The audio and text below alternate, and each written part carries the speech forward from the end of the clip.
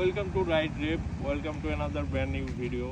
তো আজকে আমি এই বাইকটি সম্পর্কে বলবো যে এই বাইকটির মিটার ইরোর সলিউশন কী। এই বাইকটি R15 BS7 যারা ইউজ করে হয়তো তারা সবাই দেখতে পাচ্ছেন যে মিটার ইরোর হয়ে যাচ্ছে।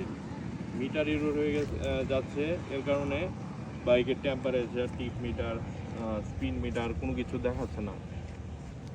তো এটার সমাধান কি? আসলে এটার সমাধান বাইকটি 1 ঘন্টা 5 মিনিট স্টার্ট করে রেখে দিতে হবে। বাইকটি 1 ঘন্টা 5 মিনিট স্টার্ট করে রেখে দেওয়ার পর সরাসরি কিল সুইচ না দিয়ে বন্ধ করে দিতে হবে। বন্ধ করে দিয়ে আবার চাবি অন করলে বাইকটি সম্পূর্ণভাবে মিটার ইরোর সলিউশন হয়ে যাবে। আর আপনারা চাইলে এটা ওয়াইডিটি করতে পারেন, ওয়াইডিটি করে দেখতে পারেন যে আপনাদের বাইকে কি সমস্যা আছে। কিন্তু আমার 2বার ইরোর হয়ে গেছে, আমি এটা করে সলিউশন পেয়েছি। তো আপনাদের যাদের বাইকে মিটার ইরোর আছে তারা আপনারা এটা চেষ্টা করে দেখতে পারেন।